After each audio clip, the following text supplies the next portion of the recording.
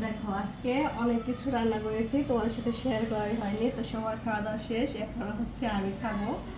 তো করেছিলাম হচ্ছে, দেখো পোলাও করেছিলাম, পোলাও একটা।